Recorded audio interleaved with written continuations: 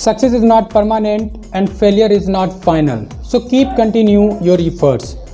सफलता सदा के लिए नहीं होती और हर नाकामयाबी लास्ट या अंत नहीं है, इसलिए लगातार मेहनत करते रहें। Welcome to my YouTube channel WiFi success classes. Guys, मैं एक बार फिर आपके साथ एक नए वीडियो लेक्चर के साथ। गाइस, आज के इस वीडियो लेक्चर में मैं आपको पढ़ाने जा रहा हूँ इंग्लिश प्रोज से 4th चैप्टर का 3rd part. It is the last part of this lesson और आज का ये लेसन होगा home coming, which is authored bye Rabindranath Tagore. Guys, इस पर ऑलरेडी 2 वीडियोस बनाई जा चुकी हैं। प्लेलिस्ट में जाएं, आप उन दोनों वीडियोस को देखें और उसके बाद ये 3rd पार्ट देखें, तभी आपको कंप्लीट लेसन समझ में आएगा। और अगर आप हमारे इस चैनल पे नए हों तो प्लीज़ सब्सक्राइब करें, लाइक करें, शेयर करें और कमेंट्स करें। और गाइस, सभी पुराने और नए जितने भी सब्सक्राइबर्स हैं वो हमारे इस वीडियो को लाइक ज़रूर किया करें, क्योंकि जितना आप लाइक करेंगे उतने ही एक्साइटमेंट के साथ और उतनी मेहनत के साथ, उतना ही जोश व खरोश के साथ हम आपको अच्छे से अच्छा कंटेंट और बेहतर प्रयासों के साथ में आपको अच्छे वीडियोज़, अच्छी क्लासेस प्रोवाइड कराएंगे। सो गाइस, स्टार्ट करते हैं विदाउट वेस्टिंग द टाइम। और आपको टेक्स्ट जो है वो लेफ्ट हैंड साइड स्क्रीन पर मिल जाएगा और लाइन टू लाइन हम एक्सप्लेन करते हैं आपके सामने। ये जो आपका लेसन है ये 3rd वीडियो है। आगे की 2 वीडियोस भी ऑलरेडी अपलोड किए जा चुके हैं, जिसको आपको सीरियल वाइज से देखना है। तो गाइस, लास्टली फटीक की कंडीशन जो है वो बहुत ही ज़्यादा मिजरेबल हो चुकी है। फटीक गया तो बहुत खुशी में था अपने मामा के यहाँ, बट उसकी खुशी वॉज नो मोर। कोई ज़्यादा दिन नहीं रही, क्योंकि जो वहाँ का एटमॉस्फेयर है वो फटीक को बिल्कुल भी बर्दाश्त नहीं हो रहा है। Firstly everybody is strange for him, सभी के सभी नए हैं और ऊपर से उसके प्रति किसी की कोई भी सद्भावना या संवेदना नहीं है, जिसके कारण फटीक जो है बहुत ही बोरिंग और बहुत ही परेशान महसूस कर रहा है। इसलिए आगे क्या होता है इस लेसन में, let's start. You can see the text on the screen. So there was no more backward boy in the whole school than Phatik. जैसे कि उसके मामा फटीक का एडमिशन करा देते हैं वहाँ के स्कूल में, अपने बच्चों के साथ जाने लगता है पढ़ने, लेकिन उस स्कूल में पूरे स्कूल में फटीक से ज़्यादा कमज़ोर कोई छात्र नहीं था। इट मीन्स उससे छोटे क्लास के भी छात्र जो थे वो फटीक से ज़्यादा होशियार थे। फटीक इतना ज़्यादा कमज़ोर था। नंबर 1 उसके लिए यहाँ का स्टेटस हाई फाई था। नंबर 2 कि वो बहुत ही ज़्यादा डरा सहमा और घबराया हुआ था। नंबर 3 कि उसको बहुत ही ज़्यादा जो था पिताजी नहीं, माँ और तमाम उसके दोस्त और उसके भाई और अपने गाँव, वहाँ की नदियाँ, झरने और जो उसका एंजॉयमेंट था, खेल था, उसकी सबकी उसको याद आती है। और साथ ही साथ वो इस बात से सबसे ज़्यादा परेशान था कि उसकी जो मामी थी वो उससे बिल्कुल भी प्रेम नहीं करती थी, बल्कि उसे हेट करती थी। इसलिए वो बहुत ही ज़्यादा परेशान और दिन प्रतिदिन कुढ़ता जा रहा था। तो सिचुएशन जो थी वो फटीक के समझ से बाहर थी।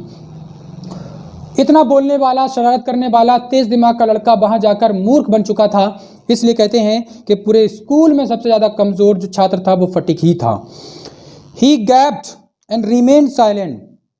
अक्सर गोता मारा करता था, मीन्स स्कूल छोड़ा करता था और स्कूल में पहुंचकर खामोश रहा करता था।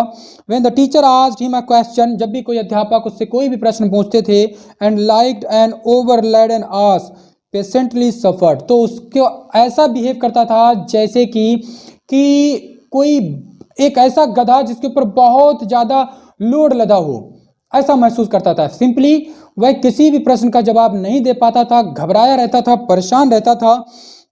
ऑल द बोझ that came down on his back, और ऐसा महसूस होता था जैसे कि वो गधा बन गया हो जिसके ऊपर सारा वजन लाद दिया गया हो और वो अपना सर जो है उस बर्डन से, उस वजन से, उस लोड से ऊपर भी नहीं उठा पा रहा।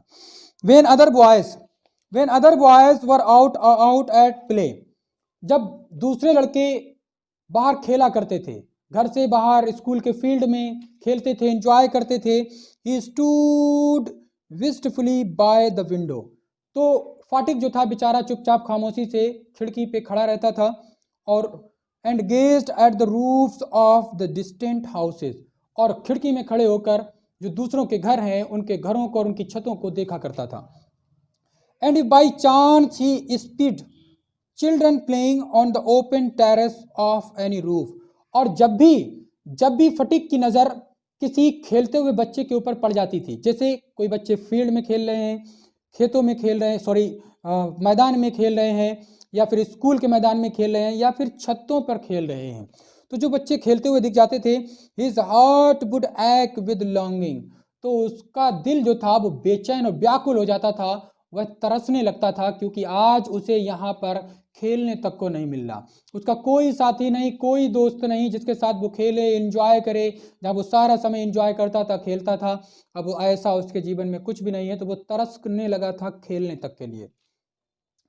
वन डे ही समन्ड अप ऑल हिज करेज, एक दिन कुछ ऐसा हुआ कि उसने पूरी कोशिश की, और कोशिश करने के बाद अपने मामा के पास गया, एंड आस्क्ड हिज अंकल, और अपने मामा से पूछा, कहा, uncle, mama, when can I go home, मैं कब घर जा सकूंगा, कि मामा मैं घर कब जाऊंगा या कब जा सकूंगा।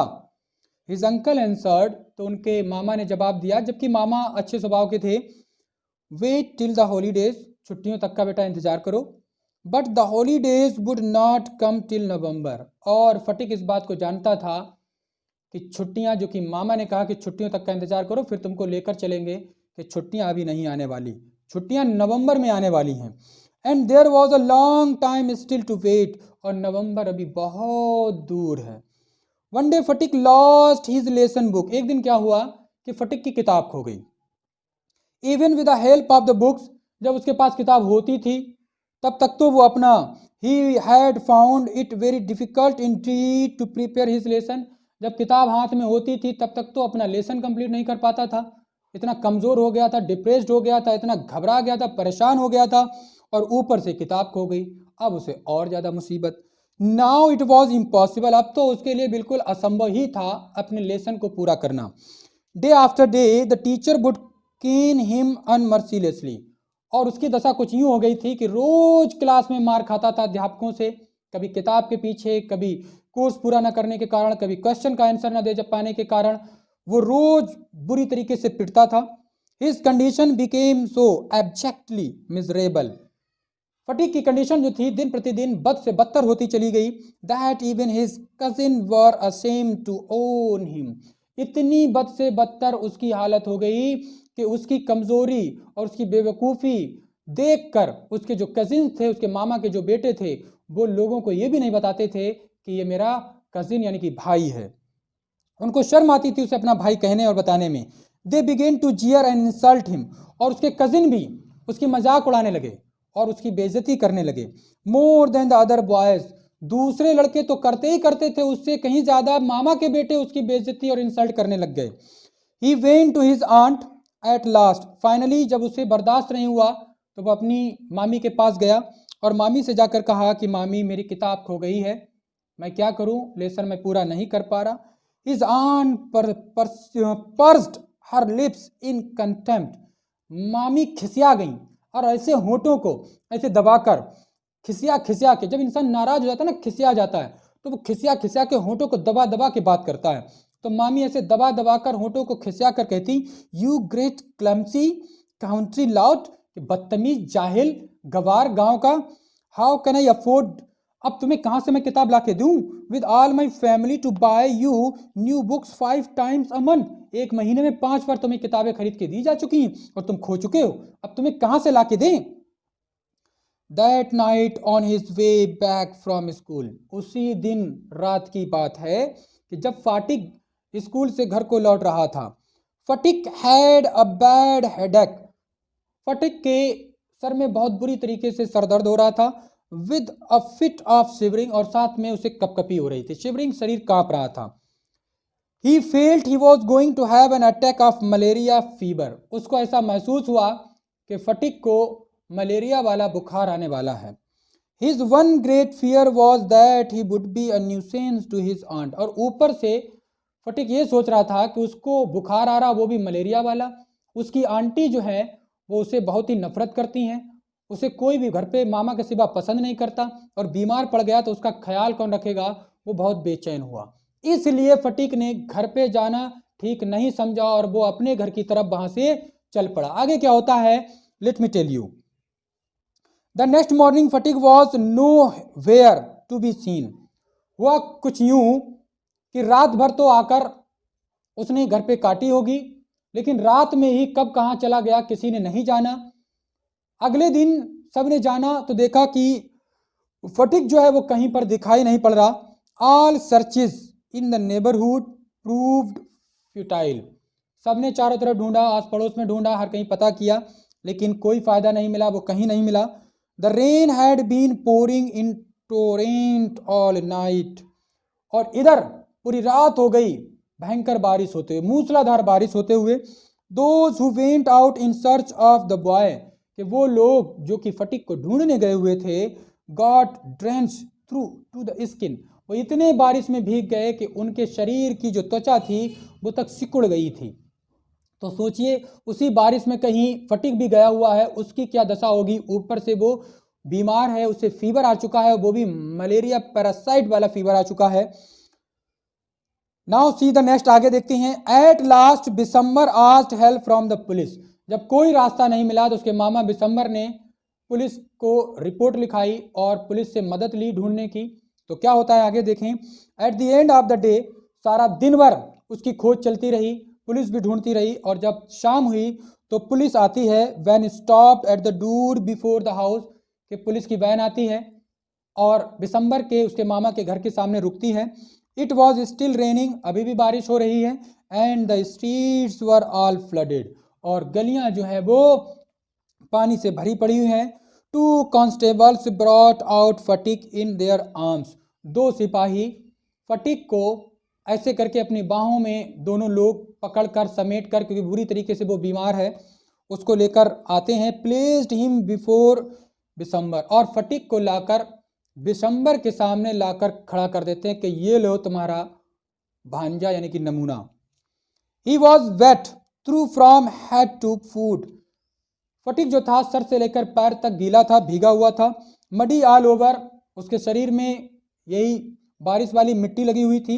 His face and eyes flushed red, उसका चेहरा और आंखें सब लाल पड़ चुकी थी बुखार और बीमारी के कारण।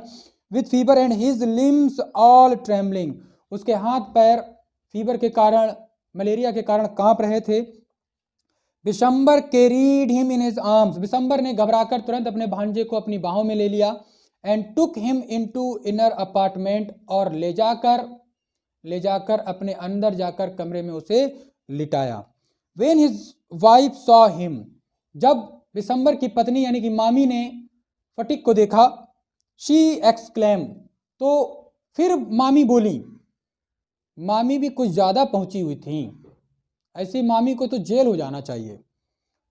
तो मामी एक बार फिर बेहुदे अंदाज से शी एक्सक्लेम्ड, बोली, क्या बोली, what a heap of trouble this boy, कैसा बोझ बन गया है कमबख्त कहीं का। Has given us, hadn't you better sent him home, और अपने पति से कहती, इसे फिर अपने सर पे उठा लाए, सर पे उठाकर लाके रखने से बेहतर था तुम इसे इसके घर ही पहुंचा देते, यहां क्यों ले आए। यू कैन सी, आप देख सकते हैं कि फटिक की मामी का बिहेवियर, ऐसे बिहेवियर में कोई भी बच्चा तो बच्चा रहा, कोई बड़ा भी एडजस्ट नहीं कर सकता। फटिक हर्ड हर वर्ड्स, फटिक ने मामी के ये शब्द सुन लिए। एंड सोब्ड आउट लाउड, और सिसकियां भर भर के वो इन शब्दों को सुनने के बाद मामी के द्वारा जो बोले गए वो रोने लगा और बोला, uncle, mama, I was just going home, मैं अपने ही घर जा रहा था, मैं यहाँ वापस आना नहीं चाहता था, मैं अपने घर जा रहा था। But they dragged me back again, लेकिन पुलिस वाले जबरदस्ती मुझे वापस ले आए, मैं तो अपने घर जा रहा था। ये उसका दर्द था जो उसकी मामी ने बोला, उसके दिल को जो तकलीफ हुई उसको वो बयान कर रहा था। The fever rose very high and all that night the boy was delirious. फिर क्या होता है, फिर ये होता है कि उसका बुखार और तेज होता चला गया, उसका शरीर और कांपता चला गया। बिसम्बर ब्रॉट इन अ डॉक्टर, बिसम्बर ने डॉक्टर को बुलाया और डॉक्टर आता है। Phatik opened his eyes flushed with fever and looked up to the ceiling, Phatik ने, जब डॉक्टर ने आकर इलाज किया, थोड़ा सा रिलैक्स हुआ तो फटिक की आंखें खुली, और फटिक ने जब आंखें खोली तो छत को देखा यूं इस तरह से। एंड सैड वैकेंटली, और फिर एक बार अपने मामा से कहा, क्या कहा, uncle have the holidays come yet, क्या छुट्टियां आ गई। गाइस आप समझ सकते हैं कि फटिक बीमारी में और डिप्रेशन में इतना ज़्यादा उसका माइंड अल्टर हो गया है कि उसकी जब आँख खुली तो वो ये महसूस कर रहा है कि जैसे वो अपने घर पे हो, और साथ में मामा, और मामा से पूछ रहे कि छुट्टियां आ गई, मेरा घर जाने का समय आ गया, क्या मैं घर आ गया, मे आई गो होम, और पूछा कि अगर छुट्टियां आ गई हो तो क्या मैं घर जा सकता हूं। Bishamber wipe the tears from his own eyes, और बिसम्बर उसके मामा रोने लगे उसकी कंडीशन को देखकर और अपनी आंखों से आंसू पोंछते हैं। And took Phatik's lean and burning hands in his own hand, और फटिक के हाथों को मामा जी उसके छोटे छोटे हाथों को अपने हाथों में पकड़ लेते हैं। Set by him through the night, और रात भर अपने भांजे के पास बैठे रहते हैं। गाइस, जबकि ये काम था मामी का, लेकिन कर रहे थे मामा। The boy began again to mutter, और रात भर मामा ये देखते रहे, बिसम्बर ये देखते रहे कि फटिक जो था रात भर बड़बड़ाता रहा और कुछ ना कुछ बोलता रहा, क्योंकि बीमारी के साथ साथ उसका दिमाग जो है वो बहुत ही अल्टर हो चुका है। At last his voice became excited, और कई एक बार तो रात में ऐसा हुआ कि वो चिल्लाने लग जाता है, चीखने लग जाता है। और क्या चिल्लाने लग जाता है? Mother, he cried, don't beat me like that mother, I am telling the truth. वही सारी बातें वो चिल्लाने लग जाता है, बड़बड़ाने लग जाता है, जो कभी जब वो अपने घर था और हुआ करती थी। जैसे कि माँ मारती थी तो वो कहता था माँ मैंने नहीं किया, मुझे मत मारो, माँ मैंने नहीं मारा उसे, माँ ऐसी बात नहीं, माँ वैसी बात नहीं। तो वो बड़बड़ाता है, उसके दिलो दिमाग में वही सब भरा हुआ है जो उसके अपने खुशहाली भरे दिन थे।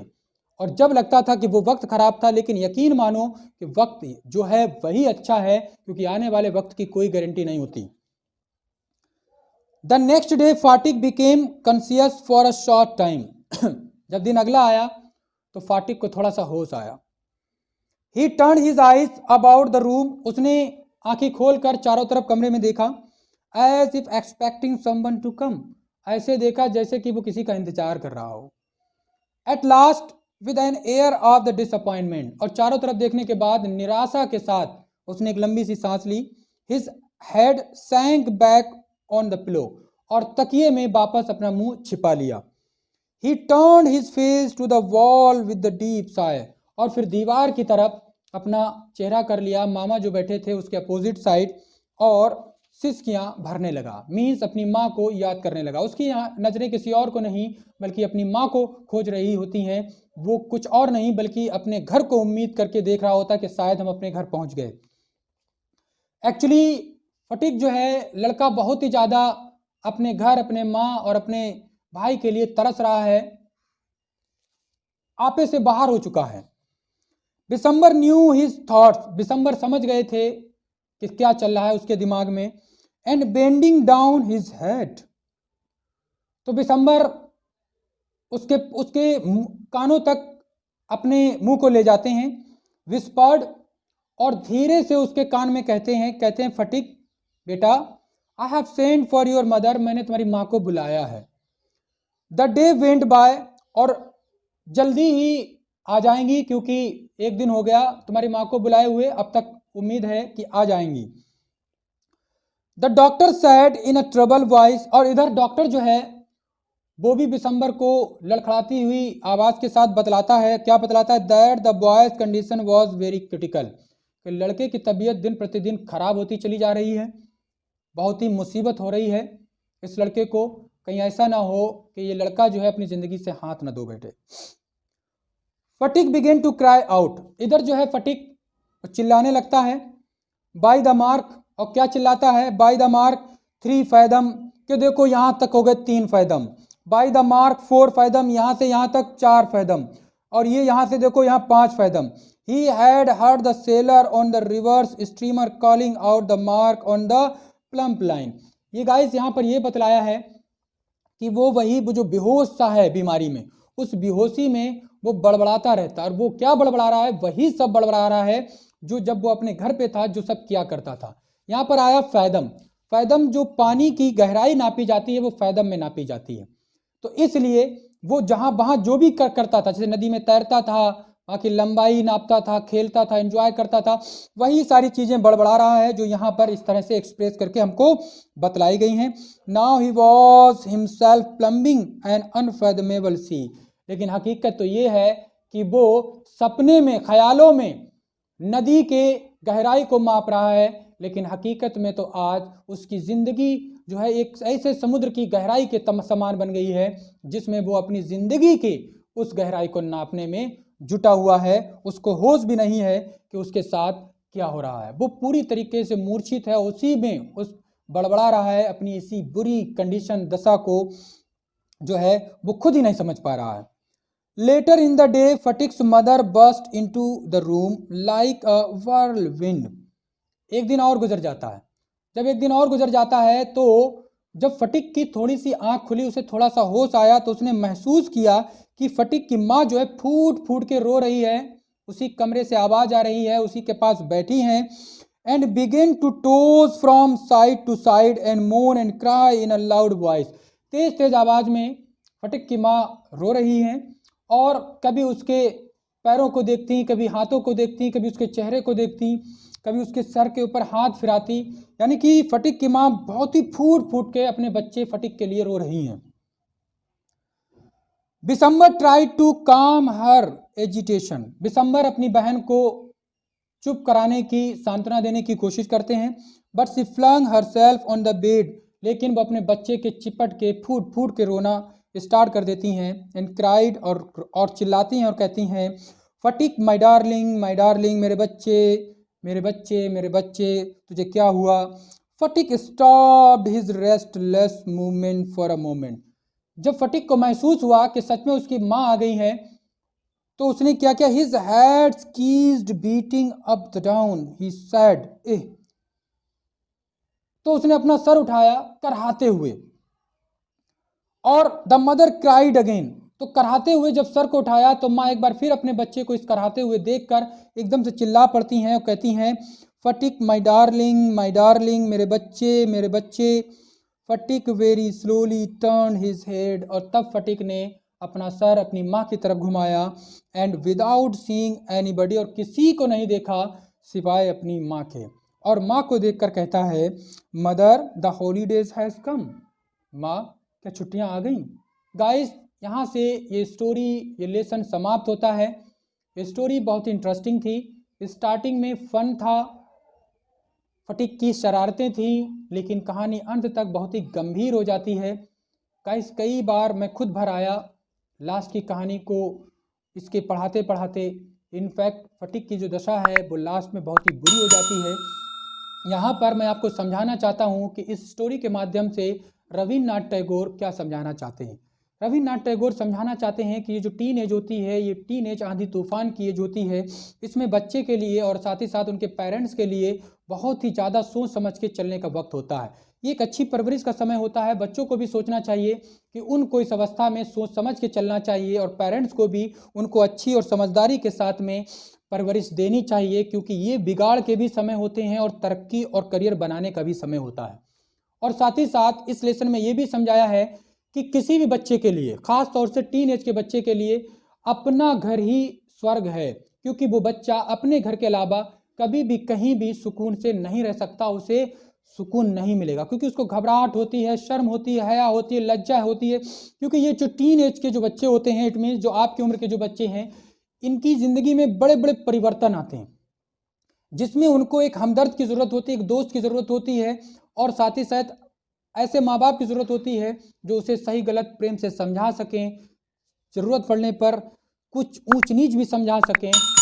बल्कि ऐसा नहीं कि जिस तरह से माँ बाप जो हैं इस उम्र के बच्चों के साथ रफ भी बिहेवियर करने लगते हैं, और अक्सर ऐसा होता है कि वही बच्चे बुराई का रास्ता पकड़ लेते हैं जिनके माँ बाप इस टीन एज में जो है भद्दे बिहेवियर से, डांट मार इस प्रकार से बिहेव करने लगते हैं। क्योंकि उनकी उम्र जो होती है, उस उम्र में वो बच्चे खुद ही परेशान होते हैं। वो खुद नहीं समझ पाते कि उनको क्या करना चाहिए, क्या नहीं करना चाहिए।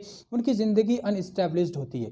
वो फिजिकली मेंटली चेंज हो रहे होते हैं, इमोशनली उनके अंदर परिवर्तन आ रहा होता है। वो जो चाहते हैं पेरेंट्स समझ नहीं पाते, और जब पेरेंट्स समझते हैं तो वही अपने बच्चों को हैंडल कर सकते हैं। फाइनली ये उम्र जो है इतनी नाजुक है, ये बच्चों को भी समझना चाहिए, इन टीन एज वालों को भी समझना चाहिए, और साथ ही साथ पेरेंट्स को भी समझना चाहिए। क्योंकि एक हाथ से ताली नहीं बजती गाइज, दोनों हाथ से ताली बजती है। इसलिए ये वीडियो चाहे बच्चे देख रहे हों, चाहे बड़े देख रहे हों, सभी लोग अपने पेरेंट्स को भी इस वीडियो को दिखाएं और इसको समझें, सीखें कि ज़िंदगी को कैसे जिया जाता है और एक टीन एज के बच्चे के साथ कैसे बिहेव किया जाता है और टीन एज के बच्चे को क्या ज़रूरी है। और finally, family is the best place for every child. That's it. Have a great day.